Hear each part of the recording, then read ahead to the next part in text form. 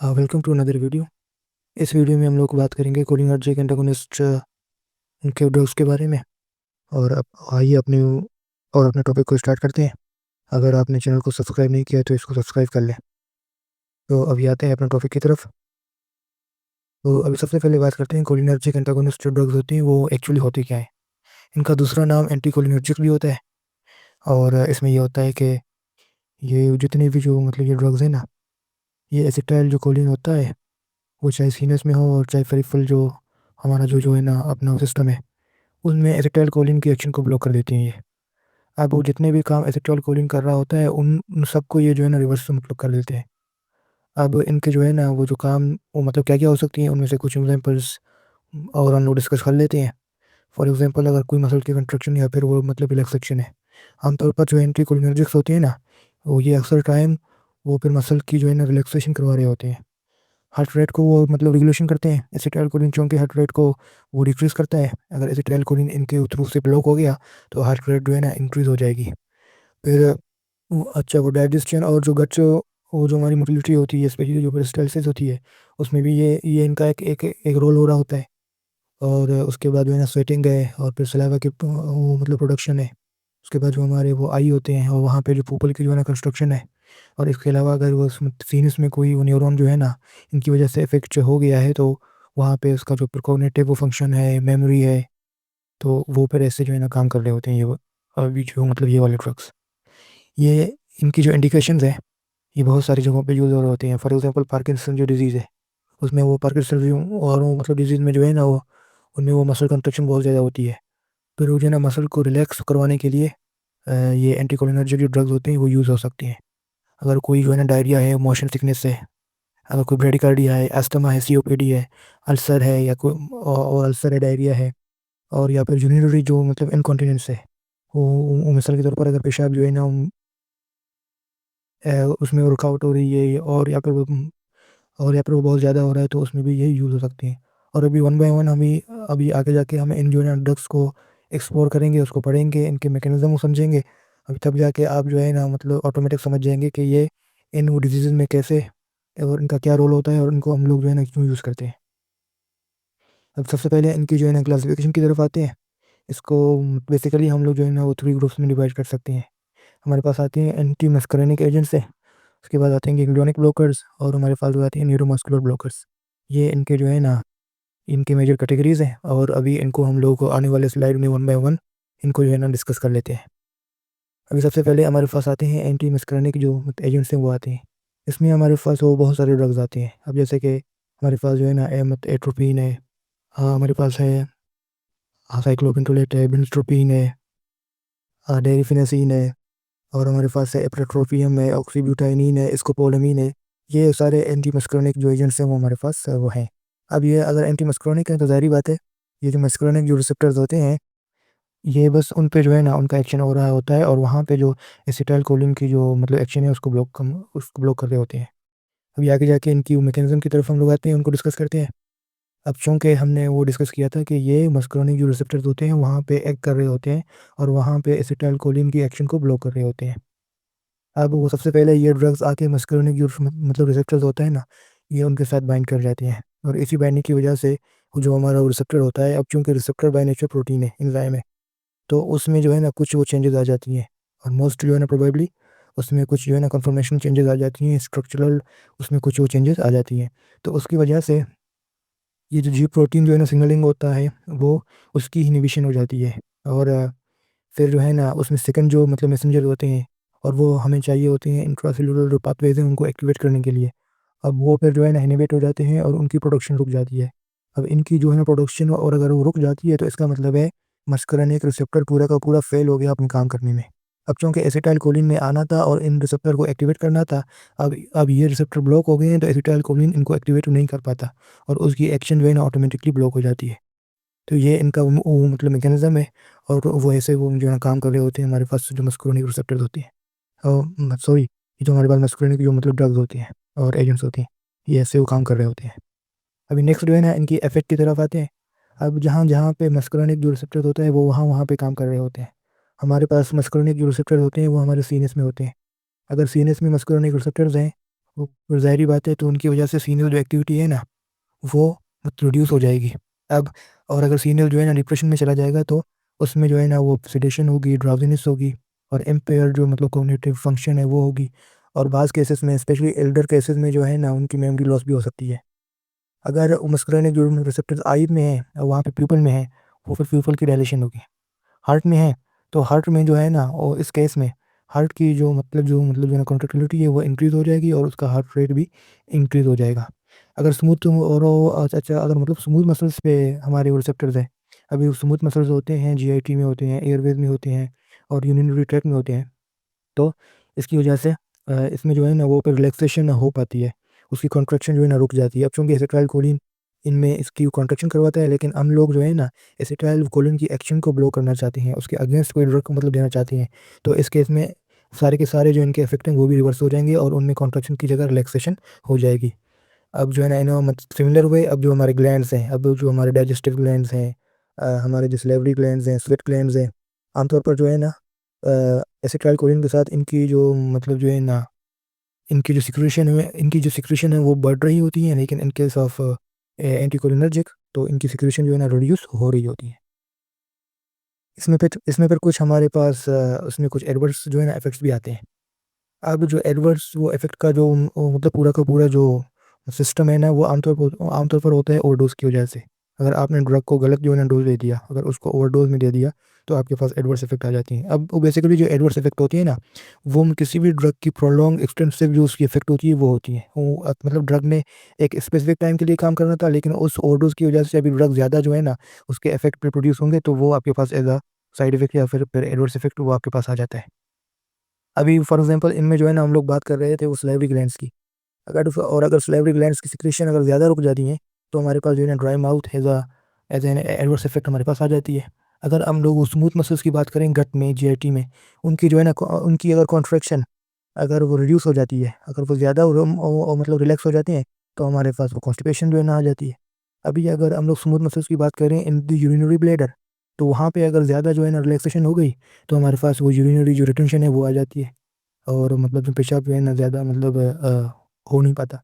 अगर इसी तरह हम लोग जो है ना सीनस में और अगर हम लोग सीनस की बात करें, हम लोगों ने मतलब ये डिस्कस किया था कि सीनस में जो है ना उनमें ऑक्सीडेशन हो रही है, उनमें ड्राउज़ीनेस हो रही है, उसकी जो है ना वो मतलब जो डिप्रेसिव स्टेट में वो जा रही होती है, तो हमारे पास इम्पेयर्ड जो ये जो मतलब कॉग्निटिव फंक्शन होता है वो हो रहा होता है, वो मेमोरी लॉस है, कन्फ्यूजन है। स्पेशली जो एल्डर वो पेशेंट्स होते हैं, चूँकि एल्डर पेशेंट्स में अगर हम लोग वो ड्रग्स की एक्सक्रीशन की बात करें, तो वो मतलब ज़्यादा नहीं हो पा रही होती है। तो एल्डर पेशेंट्स में ड्रग का जो इफ़ेक्ट होता है ना, वो ऑटोमेटिकली इंक्रीज़ हो जाता है। अभी वो ड्रग का अगर इफ़ेक्ट इंक्रीज़ हो गया, उसकी बायोअवेलेबिलिटी जो है ना इंक्रीज़ हो गई, तो हमारे पास वो जो है ना एडवर्स इफ़ेक्ट इनके वो आ जाते हैं।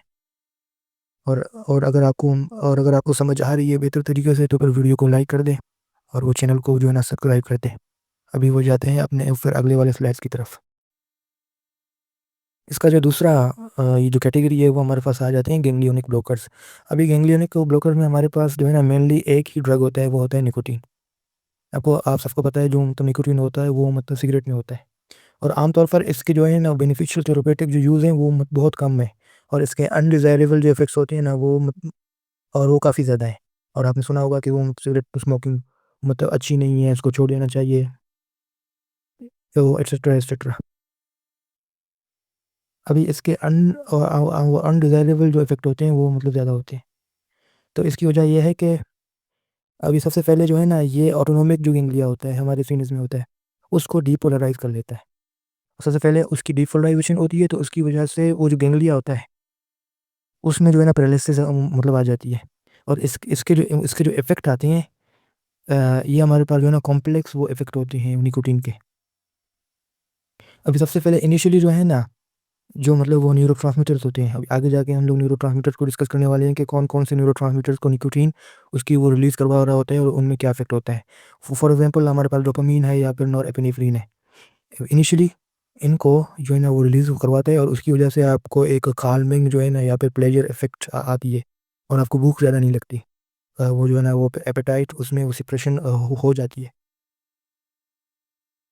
अभी वो फिर लोअर डोज़ में ये जो है ना ये अभी ऐसे आपके पास इफ़ेक्ट वो आ रहे होते हैं। और हाई डोज़ में जो है ना, वो जो कंप्लीट जो गैंग्लियोनिक ब्लॉकेड होती है, तो उसमें फिर इन्हिबिटरी इफ़ेक्ट आपके पास आ रहे होते हैं। इनमें फिर वो सेडेशन है, ड्राउज़ीनेस है और सीनस जो है ना सप्रेशन है, वो फिर आ रहे होते हैं।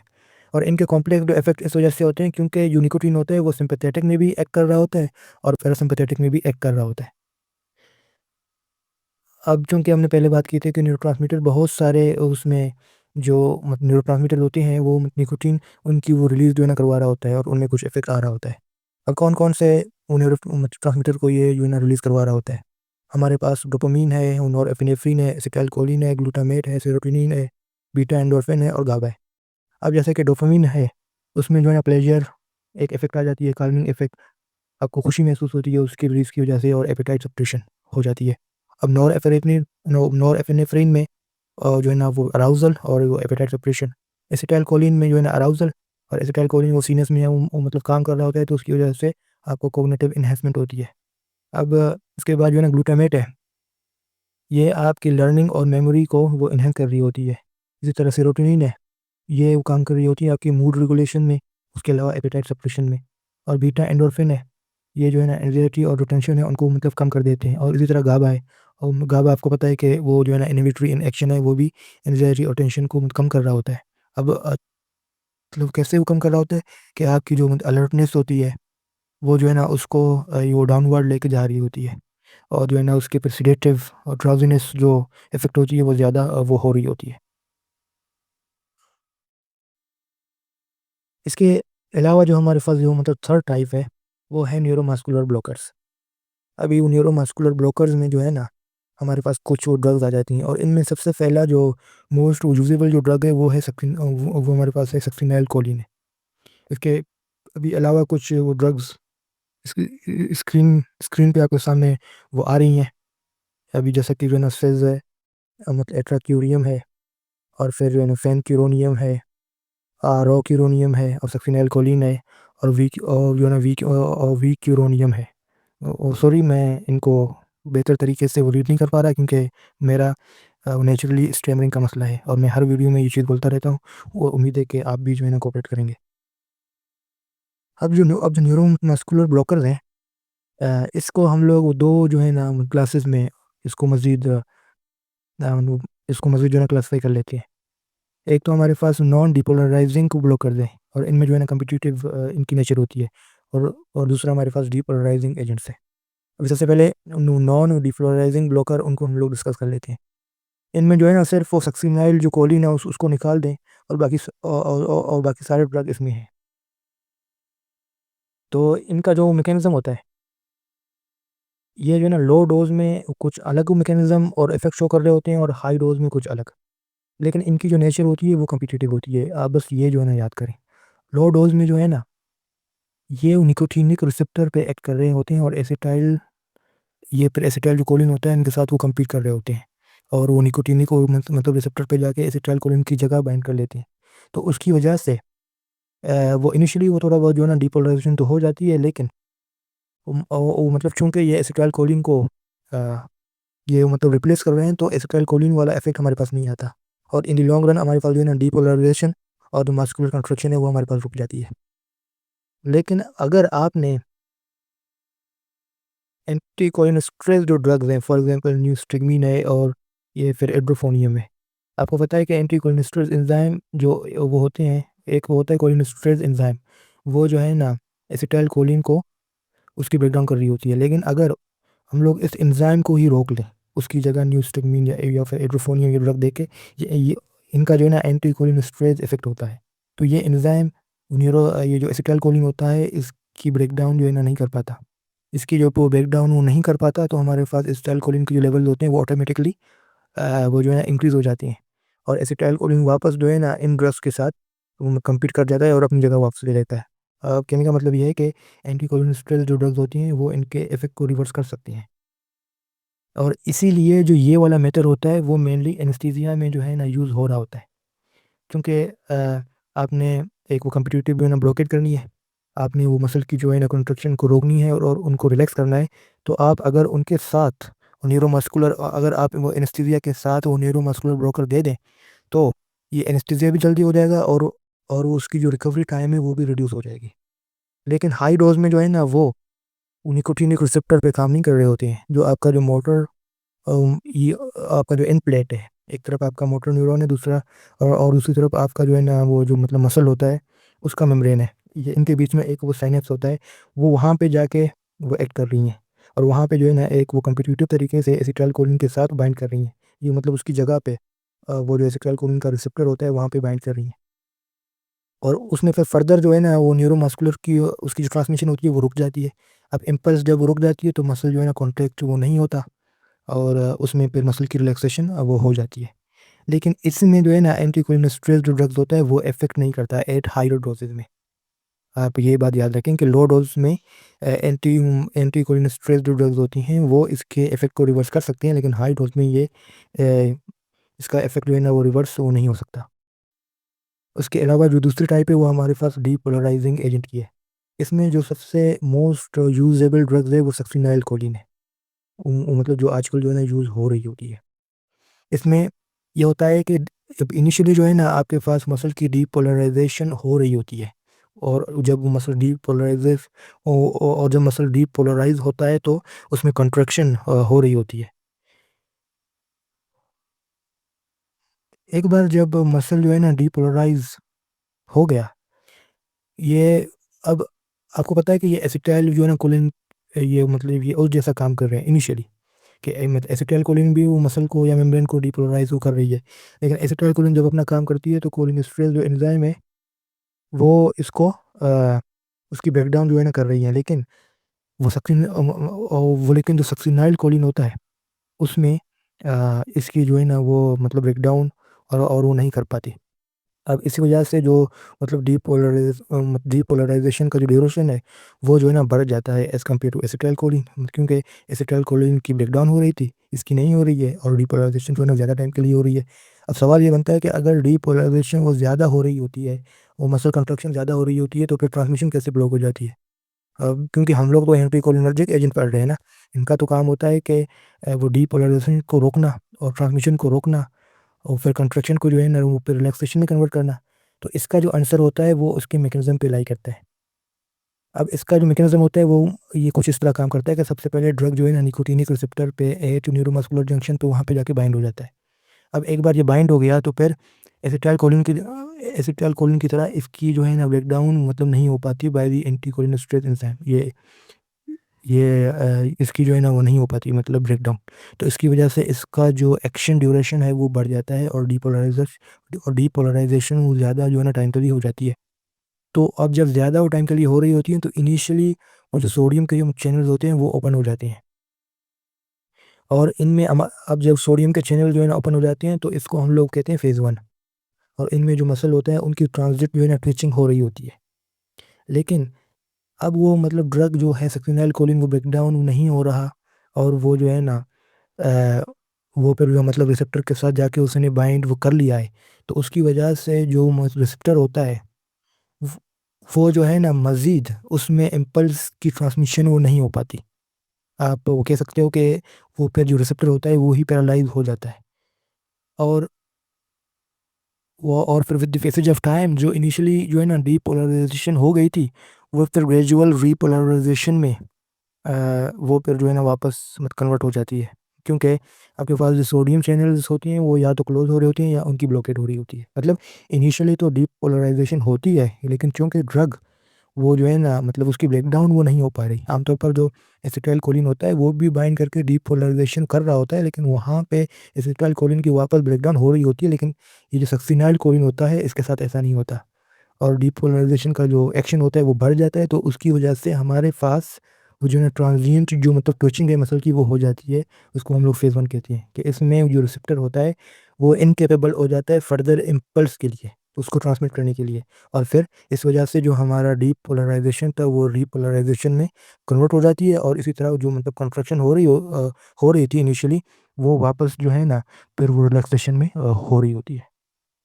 इसके जो एक्शंस और इंडिकेशंस हैं, एक्शन जो है ना आपको मैकेनिज़्म से समझ आ गया होगा कि ये जो है ना वो इनिशियली मतलब डीपोलराइज़ेशन कर रहे हैं, लेकिन वापस इन द लॉन्ग रन पर उनकी रीपोलराइज़ेशन जो है ना कर रहे हैं और वो मसल को जो है ना रिलैक्सेशन वो करवा रहे हैं। और इनिशियली और अगर वो मसल ज़्यादा वो मतलब रिलैक्स हो जाए, तो इसमें वो मसल जो है ना सोरनेस हो सकती है। उसको कम करने के लिए या फिर ख़त्म करने के लिए आप नॉन डीपोलराइजिंग एजेंट जो है ना, आप वो पहले दे दें और उसके बाद वो सक्सिनेल जो मेटकोलिन होता है उसकी एडमिनिस्ट्रेशन की जाती है, ताकि वो मसल सोरनेस ना हो। और जो है ना वो फिर जब एनेस्थीसिया हो रहा होता है, आपको पता है कि एनेस्थीसिया में जो मतलब ट्रेकिया होता है उसमें ट्यूब डालते हैं। तो अभी वो अब जो इंट्रोट्रेकियल इंट्यूबेशन है, उसमें जो है ना मसल का रिलैक्स होना ज़रूरी है। और मसल को रिलैक्स करने के लिए वो लोग जो है ना एनेस्थीसिया में सक्सिनेल कोलिन जो मतलब वो इसमें वो यूज़ हो सकती है। इसके एडवर्स इफ़ेक्ट में वो इसमें 3 है। एक तो हाइपरथर्मिया है, अभी वो कुछ-कुछ पेशेंट्स में हाइपरथर्मिया हो मतलब हो जाता है। और दूसरा जो है ना एपनिया है। अब ये फिर एपनिया है, ये जो है ना एपनिया ये इसलिए होती है कि जो ये आपका ड्रग होता है सक्सिनेल कोलिन, ये आपके डायफ्राम जो मसल्स होती हैं उनको पैरालाइज़ कर देता है। क्योंकि अ, इसमें जो है ना वो प्लाज़्मा जो मतलब कोलिनेस्टेरेज़ एंजाइम है,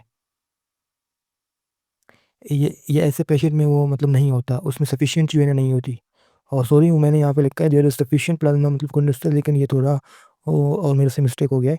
तो उसमें जो है ना सफिशिएंट इन पेशेंट में प्लाज़्मा कोलिनेस्टेरेज़ वो नहीं होती। और ये याद रखें कि जो प्लाज़्मा कोलिनेस्टेरेज़ है वो सक्सिनेल कोलिन को इनएक्टिवेट कर सकता है, लेकिन वो और जो न्यूरॉन वाला जो मतलब है ना कोलिनेस्टेरेज़ है वो इसको नहीं कर सकता। अगर प्लाज़्मा वो कोलिनेस्टेरेज़ एक पेशेंट में नहीं है तो इसका मतलब है जो ये जो मतलब हमारी ड्रग होगी उसके लेवल बढ़ जाएँगे और इसकी वजह से फिर जो है ना वो फिर डायफ्राम भी वो पैरालाइज़ हो सकता है और उसकी वजह से एपनिया हो सकती है। और तीसरा जो एडवर्स इफ़ेक्ट है वो हमारे पास हाइपरकैलेमिया है। क्योंकि ये जो सक्सिनेल कोलिन होता है ना, जो पोटेशियम हमारे सेल्स के अंदर स्टोर हो रहा होता है, वो उनकी जो है ना रिलीज़ करवाते हैं। और उनकी वो रिलीज़ करवाते हैं और उसकी वजह से वो फिर सेल से निकल के प्लाज़्मा में या ब्लड में आ जाता है। और हाइपरकैलेमिया जो है ना हो जाता है, ब्लड में पोटेशियम लेवल इसके लेवल बढ़ जाते हैं। तो और अगर वो किसी पेशेंट को ऑलरेडी जो है ना वो हो गया है और उसमें फिर ऑलरेडी पोटेशियम लेवल्स जो है ना ड्रॉप हो जाते हैं, तो इस केस में जो सक्सिनेल वो कोलिन है, ये फिर कंट्रा इंडिकेटेड है, क्योंकि इसके डेंजरस जो इफ़ेक्ट्स होते हैं वो हो सकते हैं। और अभी फ़िलहाल के लिए इतना ही। थैंक यू मतलब वेरी मच फॉर यू ना वाचिंग दिस वीडियो। अगर इसमें कोई गलती हो, कोताही हो तो हम इसके लिए माफ़ी चाहते हैं। और स्पेशली जो स्टैमरिंग का इशू है उसके लिए भी उम्मीद है आपको कंटेंट अच्छा सा समझ आ गया होगा। अ, और अगर आपने जो है ना चैनल को सब्सक्राइब नहीं किया तो इसको सब्सक्राइब कर लें। और फिर मिलते हैं अपने एक नए टॉपिक के साथ अपने फिर नेक्स्ट वीडियो में।